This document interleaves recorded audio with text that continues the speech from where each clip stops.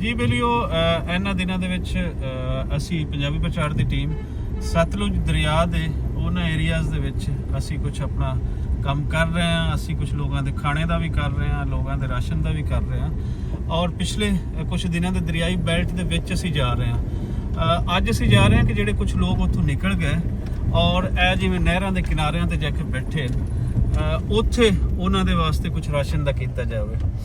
ਇਸ ਤੋਂ ਅੱਗੇ ਮੈਂ ਇਸ ਵੇਲੇ ਪਾਕਪਤਨ ਦੇ ਨੇੜੇ ਹੀ ਹਾਂ ਔਰ ਮੈਂ ਜਾ ਰਹੀ ਹਾਂ ਫਰੀਦਕੋਟ ਔਰ ਪੀਰਗਨੀ ਵਾਲੀ ਨਹਿਰ ਤੇ।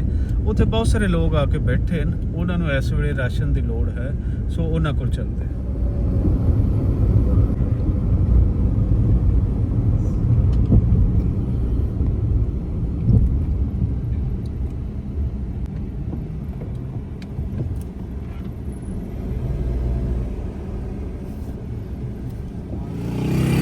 ਅੱਜ ਇੱਥੇ ਇਸ ਵੇਲੇ ਅਸੀਂ ਜਿੱਥੇ ਆਪਣੇ ਆ ਇੱਕ ਫਲੱਡ ਰਿਲੀਫ ਕੈਂਪ ਲੱਗਾ ਗਵਰਨਮੈਂਟ ਵੱਲੋਂ ਤੇ ਇੱਥੋਂ ਦੇ ਇੱਕ ਇੰਤਜ਼ਾਮ ਵਗੈਰਾ ਉਹ ਵੀ ਸਾਨੂੰ ਕੋਈ ਬਹੁਤ ਚੰਗੇ ਨਜ਼ਰ ਆ ਰਹੇ। ਗਵਰਨਮੈਂਟ ਵੱਲੋਂ ਜਿਹੜਾ ਕੋਈ ਲਾਈਵ ਸਟਾਕ ਦਾ ਤੇ ਸਾਰਾ ਉਹ ਕੀਤਾ ਹੋਇਆ ਤੇ ਬਾਕੀ ਕੀ ਨਾਂ ਤੁਹਾਡਾ ਜੀ? ਉਸਮਾਨ ਸਾਹਿਬ, ਇੱਥੇ ਕੀ ਚੱਲ ਰਹੀ ਹੈ? ਇੱਥੇ ਵੀ ਸਾਰੀ ਸਰਵਿਸ ਮਿਲ ਰਹੀ ਜੀ, ਲਾਈਵ ਸਟਾਕ ਦੀ ਸਰਵਿਸ ਮਿਲ ਰਹੀ ਜੀ। ਉਸ ਤੋਂ ਬਾਅਦ ਜਾਨਵਰਾਂ ਦੀ ਵੈਕਸੀਨ ਵੀ ਹੋ ਰਹੀ ਹੈ, ਇਲਾਜ ਮੁਆਵਜ਼ਾ ਹੋ ਰਿਹਾ ਜੀ ਫ੍ਰੀ।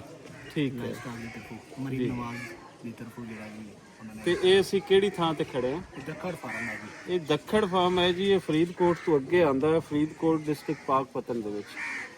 ਸੋ ਆਓ ਜੀ ਕੁਝ ਲੋਕਾਂ ਨੂੰ ਖੁਸ਼ਕ ਰਾਸ਼ਨ ਦੇ ਦੇਣੇ। ਇੱਥੇ ਕੁਝ ਫੈਮਲੀਜ਼ ਹਨ। ਕਿਤਨੇ ਫੈਮਲੀਜ਼ ਹਨ?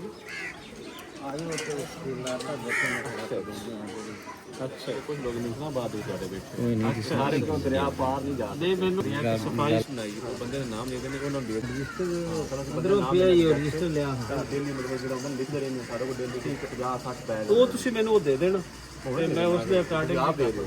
ਉਹਨੇ ਬੁਲਾ ਲਿਆ, ਮੈਂ ਚਾਹ ਹੀ ਹੋਵੇ ਤੁਸੀਂ ਦੇ ਦਿਓ। ਜੀ ਜੀ ਜੀ, ਇਹ ਬਹੁਤ ਅੱਛਾ ਹੋ ਗਿਆ।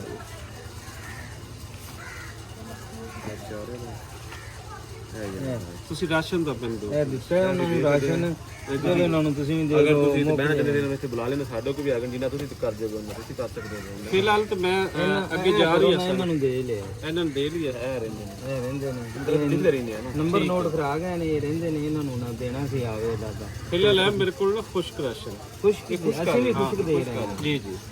ਤੇ ਦੂਸਰਾ ਮੈਂ ਫਿਰ ਰਾਸ਼ਨ ਆਣਾ ਹੈ 4-5 ਦਿਨ ਬਾਅਦ ਨਾ, 4 ਦਿਨ ਬਾਅਦ ਜਾਂ 5 ਦਿਨ। ਕਿੰਨੇ ਨੇ ਲੋਕ ਇਹ ਇੱਕ ਫਿਲਹਾਲ ਅਸੀਂ ਇਹਨਾਂ ਨੂੰ ਤੇ ਗਵਰਨਮੈਂਟ ਵੱਲੋਂ ਵੀ ਖੁਸ਼ਕ ਰਾਸ਼ਨ ਦਿੱਤਾ ਜਾ ਰਹੀ ਹੈ। ਤਹਿਸੀਲਦਾਰ ਸਾਹਿਬ ਨੇ ਸਰ ਆਪਣਾ ਨਾਮ ਦੱਸੋ? ਅਦੀਲ ਜ਼ੁਬੈਰ ਭੱਟੂ। ਅਦੀਲ ਜ਼ੁਬੈਰ ਭੱਟੂ ਸਾਹਿਬ ਨੇ ਫਾਰਮ ਰਿਲੀਫ ਕੈਂਪ ਇੰਚਾਰਜ ਜੀ ਜੀ। ਤੇ ਇਹਨਾਂ ਨੇ ਕਾਫੀ ਸਾਰੇ ਨਾ ਲਿਸਟ ਬਣਾਈ ਹੈ। ਬਹੁਤ ਚੰਗਾ ਕੰਮ ਮੈਨੂੰ ਲੱਗਾ ਹੈ ਕਿ ਇਹਨਾਂ ਲੋਕਾਂ ਨੂੰ ਰਾਸ਼ਨ ਦੇ ਰਹੇ ਨੇ। ਇਹ ਅੱਗੇ ਕੁਝ ਹੋਰ ਲੋਕ ਜਿਨ੍ਹਾਂ ਨੇ ਇਹਨਾਂ ਨੇ ਰਾਸ਼ਨ ਦੇਣਾ ਹੈ ਉਹਨਾਂ ਦੇ ਵੀ ਇੱਧਰ ਦਿਖਾਓ। ਇਹ ਕੁਝ ਨਾਮ ਔਰ ਸਾਰਾ ਕੁਝ ਨਾ ਇਹ ਲੋਕ ਕਾਲ ਕਰ ਦੇਣਗੇ ਇਹਨਾਂ ਨੂੰ ਔਰ ਉਹਨਾਂ ਲੋਕਾਂ ਨੂੰ ਇਹ ਰਾਸ਼ਨ ਮਿਲ ਜਾਏਗਾ। ਤਹਿਸੀਲਦਾਰ ਸਾਹਿਬ ਦੇ ਦੇਣਗੇ, ਕਾਨੂੰਗੋ ਸਾਹਿਬ ਦੇਖਣ, ਬਾਕੀ ਸਾਰਾ ਜਿਹੜੇ ਗਵਰਨਮੈਂਟ ਦਾ ਹੁੰਦਾ ਹੈ। ਔਰ ਇੱਥੇ ਬਹੁਤ ਸੋਹਣਾ ਇੰਤਜ਼ਾਮ ਹੈ। ਅਸੀਂ ਸਰਕਾਰ ਵੱਲੋਂ ਨਾ ਹਰ ਇੱਕ ਚੀਜ਼ ਦਾ ਉਹ ਨੈਗੇਟਿਵਿਟੀ ਲੱਭਦੇ ਹਾਂ। ਮੈਂ ਕੱਲ ਸਾਰਾ ਦਿਨ ਰੈਸਕਿਊ 112 ਦੇ ਲੋਕਾਂ ਦੇ ਨਾਲ ਰਿਹਾ, ਜਿਸ ਤਰੀਕੇ ਦੇ ਨਾਲ ਮਿਹਨਤ ਕਰ ਰਹੇ ਨੇ ਮੈਂ ਨਾਲ ਤੁਹਾਨੂੰ ਦੱਸਦਾ ਵੀ ਰਿਹਾ ਕਿ ਬਹੁਤ ਚੰਗੇ ਤਰੀਕੇ ਦੇ ਨਾਲ ਆਪਣੀ ਜਿਹੜੀ ਇੱਥੇ ਸੇਵਾ ਹੈ, ਸੇਵਾ ਪਲੱਸ ਡਿਊਟੀ, ਉਹ ਲੋਕ ਨਿਭਾ ਰਹੇ ਨੇ। ਸੋ ਹਰ ਚੀਜ਼ ਦੇ ਵਿੱਚੋਂ ਪਲੀਜ਼ ਕੀੜੇ ਨਾ ਕੱਢਿਆ ਕਰੋ। ਜਿੱਥੇ ਜਿੰਨਾ ਚੰਗਾ ਹੈ, ਮੈਨੂੰ ਇੱਥੇ ਆ ਕੇ ਚੰਗਾ ਲੱਗਾ ਹੈ ਤੇ ਮੈਂ ਚੰਗਾ ਕਹਾਂਗਾ। ਜਿੱਥੇ ਮੈਨੂੰ ਬੁਰਾ ਲੱਗੇਗਾ ਗਵਰਨਮੈਂਟ ਦਾ ਕੋਈ ਅਹਿਲਕਾਰ, ਮੈਂ ਵਕਤੀ ਤੌਰ ਤੇ ਕਹਾਂਗਾ ਕਿ ਤੁਸੀਂ ਗਲਤ ਕਰ ਰਹੇ ਹੋ। ਸੋ ਜਿੱਥੇ ਚੰਗਾ ਹੈ ਪਲੀਜ਼ ਉਹਨੂੰ ਚੰਗਾ ਕਹਿਆ ਕਰੋ। ਇੱਥੇ ਅਸੀਂ ਕੁਝ ਪੈਕਟ ਦੇ ਕੇ ਜਾ ਰਹੇ ਹਾਂ ਜਿਤਨੇ ਲੋਕ ਹਨ, ਤੇ ਇਹ ਲੋਕਾਂ ਨੂੰ ਕਾਲ ਕਰ ਦੇਣਗੇ ਤਹਿਸੀਲਦਾਰ ਸਾਹਿਬ ਤੇ ਉਹ ਇੱਥੋਂ ਆ ਕੇ ਲੈ ਜਾਣਗੇ। ਇਹ ਵੀ ਬਹੁਤ ਬਿਹਤਰ ਤਰੀਕਾ ਜੇ ਤੁਸੀਂ ਇਹ ਵੀ ਅਡਾਪਟ ਕਰ ਸਕਦੇ। ਤਹਿਸੀਲਦਾਰ ਸਾਹਿਬ ਨਾਲ ਹੀ ਮੇਰੇ। ਤਹਿਸੀਲਦਾਰ ਸਾਹਿਬ ਇੱਥੇ ਦੱਸਣਾ ਕੀ ਇੱਥੇ ਗਵਰਨਮੈਂਟ ਵੱਲੋਂ ਦਿੱਤਾ ਜਾ ਰਹੀ ਹੈ? ਇਹ ਤੱਕੜ ਫਾਰਮ ਹੈਗਾ ਜੀ, ਜਿਹੜੇ 13 ਰਿਲੀਫ ਕੈਂਪ ਨੇ ਸਾਡੀ ਤਹਿਸੀਲ ਵਿੱਚ, ਉਹਨਾਂ 'ਚ ਇੱਕ ਹੈ। ਇਹ ਇਸ ਟਾਈਮ ਸਾਡੇ ਕੋਲ ਤਕਰੀਬਨ 150 ਅਫਰਾਦ ਰਿਹਾਇਸ਼ ਪਜ਼ੀਰ ਨੇ। ਠੀਕ ਹੈ, ਜਿਹੜੇ ਦਰਿਆ ਦੇ ਵਿੱਚੋਂ ਆਏ ਨੇ। ਠੀਕ, ਸਾਡੇ ਕੋਲ ਇਸ ਟਾਈਮ 3 ਟਾਈਮ ਦਾ ਖਾਣਾ ਹੈ, ਸੁਬਾਹ ਨਾਸ਼ਤਾ, ਦੁਪਹਿਰ ਔਰ ਸ਼ਾਮ।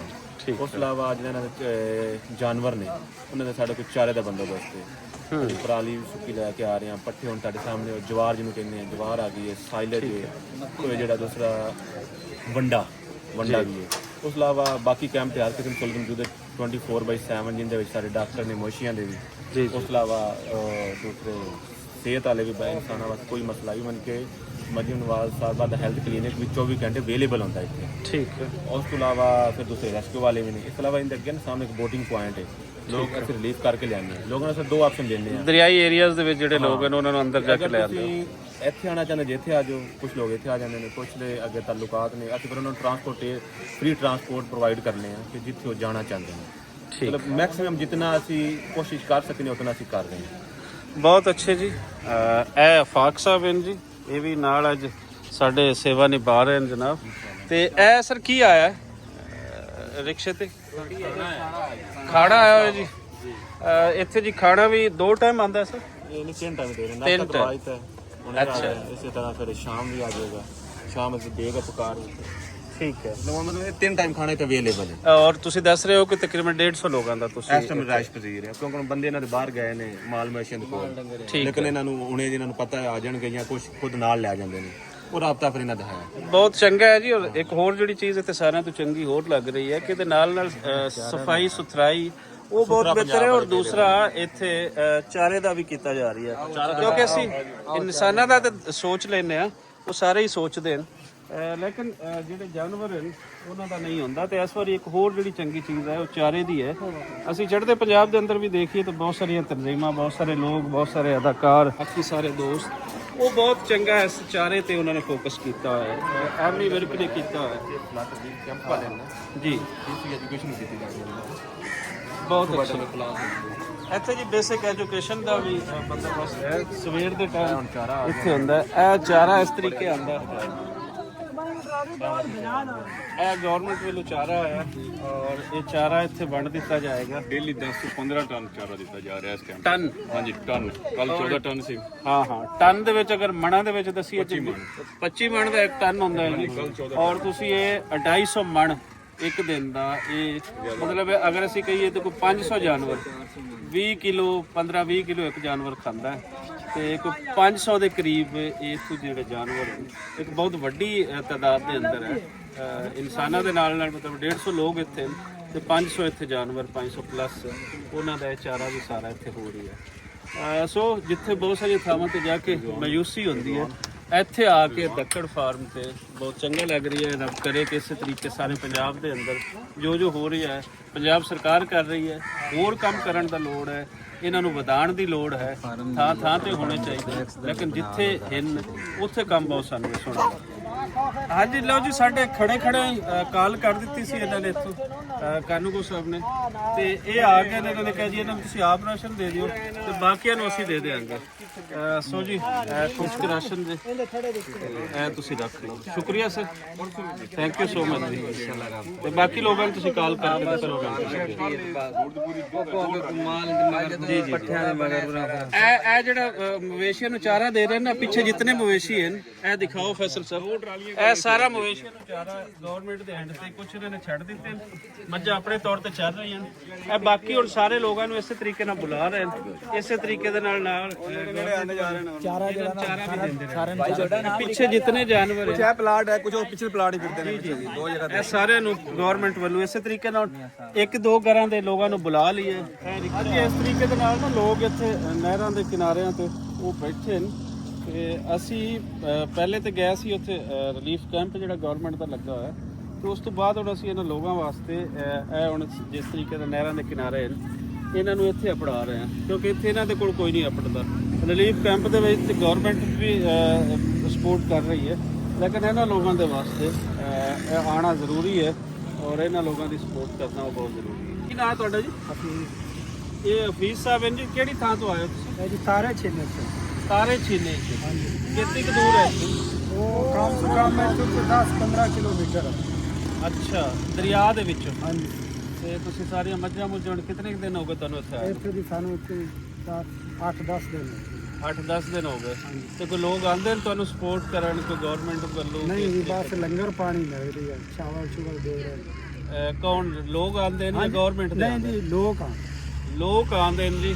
ਗਵਰਨਮੈਂਟ ਦਾ ਸਿਰਫ ਰਿਲੀਫ ਕੈਂਪ ਦੇ ਅੰਦਰ ਜਿਤਨੇ ਵੀ ਬਣੇ ਹੋਏ ਉਹ ਉੱਥੇ ਆਪਣਾ ਕੁਝ ਕਰ ਰਹੇ ਨੇ, ਬਾਕੀ ਥਾਵਾਂ ਤੇ ਨਹੀਂ ਜਾਂਦੇ। ਹਾਂਜੀ, ਇੱਥੇ ਗਵਰਨਮੈਂਟ ਨਹੀਂ ਆ ਰਹੀ। ਰੋਜ਼ਾਨਾ ਆ ਜਾਂਦੇ ਨੇ ਲੋਕ ਖਾਣਾ ਦੇਣ ਤੋਂ? ਹਾਂਜੀ, ਖਾਣਾ ਦੇਣ ਆ ਜਾਂਦੇ ਲੋਕ। ਇਹ ਇੱਕ ਚੰਗੀ ਗੱਲ ਹੈ ਜੀ, ਡੇਲੀ ਲੋਕ ਆ ਜਾਂਦੇ ਨੇ ਇਹਨਾਂ ਨੂੰ ਖਾਣਾ ਦੇਣ ਆ ਜਾਂਦੇ ਨੇ। ਚਲੋ ਇਹ ਵੀ ਬਹੁਤ ਚੰਗੀ ਗੱਲ ਹੈ ਕਿ ਲੋਕਾਂ ਨੂੰ ਹੌਲੀ ਹੌਲੀ ਸ਼ੌਰ ਆ ਰਹੀ ਹੈ। ਉਹਨਾਂ ਦੀ ਜੀ ਮਿਹਰਬਾਨੀ, ਅੱਲਾਹ ਤਾਲਾ ਜੀ ਉਹਨਾਂ ਦੀ ਨੇਕੀ ਕਬੂਲ ਹਾਂ ਫਰਮਾਏ। ਚਲੋ ਇਹ ਹੁਣ ਤੁਹਾਡੇ ਕੋਲ ਖੁਸ਼ਕ ਰਾਸ਼ਨ ਹੈ ਵੀ ਰੱਬ ਨਾ ਕਰੇ ਕਿਸੇ ਦਿਨ ਕੋਈ ਨਹੀਂ ਆਂਦਾ ਜੀ ਜੀ ਤੇ ਤੁਸੀਂ ਇਹ ਖਾ ਕੇ ਤੇ ਆਪਣਾ ਗੁਜ਼ਾਰਾ ਕਿ 1-2 ਦਿਨ ਉਹ ਕਰ ਪਾਵੋ। ਠੀਕ ਹੈ। ਤੇ ਲੋਕਾਂ ਨੂੰ ਵੀ ਅਸੀਂ ਇਹੀ ਆਖਦੇ ਹਾਂ ਕਿ ਆਂਦੇ ਰਹੋ। ਜਿਸ ਤਰੀਕੇ ਦੇ ਨਾਲ ਮੁਸੀਬਤ ਵੱਧਦੀ ਜਾ ਰਹੀ ਹੈ ਤੁਸੀਂ ਆਪਣੇ ਦਿਲ ਖੋਲਦੇ ਜਾਓ। ਹਾਂਜੀ ਹਾਂਜੀ ਤੇ ਇਹਨਾਂ ਲੋਕਾਂ ਨੂੰ ਲੋੜ ਹੈ, ਸਾਰੇ ਜ਼ਿਮੀਂਦਾਰ ਲੋਕ ਹਨ, ਕਿਸਾਨ ਲੋਕ ਹਨ, ਬਿਲਕੁਲ ਇਹ ਤੁਹਾਨੂੰ ਆਖ ਵੀ ਨਹੀਂ ਸਕਦੇ। ਇਹਨਾਂ ਦਾ ਖਿਆਲ ਸਾਡੇ ਜੇ ਲੋਕਾਂ ਨੂੰ ਉਹ ਰੱਖਣਾ ਚਾਹੀਦਾ। ਹਾਂਜੀ ਤੁਸੀਂ ਇਹ ਬੇਟਾ ਉਸ ਸਾਈਡ ਤੇ ਜੇ ਹਾਂਜੀ ਹਾਂਜੀ ਇਹ ਤੁਸੀਂ ਲੈ ਲਓ ਤੇ ਉਹ ਤੀਸਰੇ ਜਿਹੜਾ ਟੈਂਟ ਲੱਗਾ ਤੋਂ ਪਹਿਲਾਂ ਉਹ ਤੁਸੀਂ ਨੇ ਹਾਂਜੀ ਇਹ ਤੀਸਰਾ ਟੈਂਟ ਜਿਹੜੇ ਤੁਸੀਂ ਲੈ ਲਓ। ਹਾਂਜੀ ਤੇ ਰੱਬ ਖੈਰ ਕਰੇ ਜੀ। ਠੀਕ ਹੈ ਜੀ। ਹਾਂਜੀ ਪਸੀਨੇ ਨਾਲ ਤੇ ਬੁਰਾ ਹਾਲ ਹੋ ਜਾਂਦਾ ਹੈ, ਲੇਕਿਨ ਖੁਸ਼ੀ ਇਹ ਹੁੰਦੀ ਹੈ ਕਿ ਚਲੋ ਕਿਸੇ ਦੇ ਕੰਮ ਆ ਰਿਹਾ, ਲੋਕਾਂ ਦੇ ਕੰਮ ਆ ਰਿਹਾ ਤੇ ਇਹ ਬੰਦਾ ਖੁਸ਼ ਹੋ ਰਹੀ ਹੈ। ਇਹ ਹੈ ਜੀ ਆਫਾਕ, ਇਹ ਬਾਂਝਾ ਹੈ ਮੇਰਾ, ਇਹਦੇ ਅੱਬੂ ਨਾਸਿਰ ਭੱਟੂ ਸਾਹਿਬ ਤੇ ਪਿੱਛੇ ਬੈਠਾ ਹੈ ਫੈਸਲ। ਤੇ ਹੁਣ ਅਸੀਂ ਆਪਣੀ ਗੱਡੀ ਕਰ ਲਈ ਹੈ ਖਾਲੀ। ਅਸੀਂ ਜਿਹੜੇ ਰਾਸ਼ਨ ਦੇ ਪੈਕਟ ਸੀ ਉਹ ਇੱਥੇ ਤਹਿਸੀਲਦਾਰ ਸਾਹਿਬ ਨੂੰ ਦੇ ਦਿੱਤੇ ਤੇ ਉਹਨਾਂ ਨੇ ਨਾਲ ਹੀ ਲੋਕਾਂ ਨੂੰ ਕਾਲ ਵੀ ਕਰਨੀ ਸ਼ੁਰੂ ਕਰ ਦਿੱਤੀ। ਇੱਕ ਇਹ ਵੀ ਤਰੀਕਾ ਚੰਗਾ ਹੈ ਕਿ ਲੋਕਾਂ ਨੂੰ ਰਾਸ਼ਨ ਦੇ ਦਿਓ, ਇੱਕ ਲਿਸਟ ਬਣ ਜਾਏਗੀ ਜਿਨ੍ਹਾਂ ਨੂੰ ਮਿਲ ਗਈ ਹੈ, ਕੋਈ 2 ਦਿਨ ਬਾਅਦ ਉਹਨਾਂ ਨੂੰ 4 ਦਿਨ ਬਾਅਦ ਫਿਰ ਉਹਨਾਂ ਨੂੰ ਕਾਲ ਹੋ ਜਾਏਗੀ। ਤੇ ਤੁਸੀਂ ਇਸ ਤਰੀਕੇ ਵੀ ਕਰ ਸਕਦੇ ਹੋ। ਸੋ ਜੀ ਹੁਣ ਚੱਲੇ ਆ ਵਾਪਸੀ ਲਾਹੌਰ। ਕੱਲ ਦਾ ਦਿਨ ਫਿਰ ਸਾਰੀਆਂ ਚੀਜ਼ਾਂ ਤਿਆਰ ਹੋਣਗੀਆਂ ਤੇ ਪਰਸੋਂ ਫਿਰ ਫੀਲਡ ਦੇ ਵਿੱਚ। ਦਿਓ ਇਜਾਜ਼ਤ, ਨਿਕਲੀਏ ਲਾਹੌਰ। ਰੱਬ ਰੱਖਾ ਜੀ।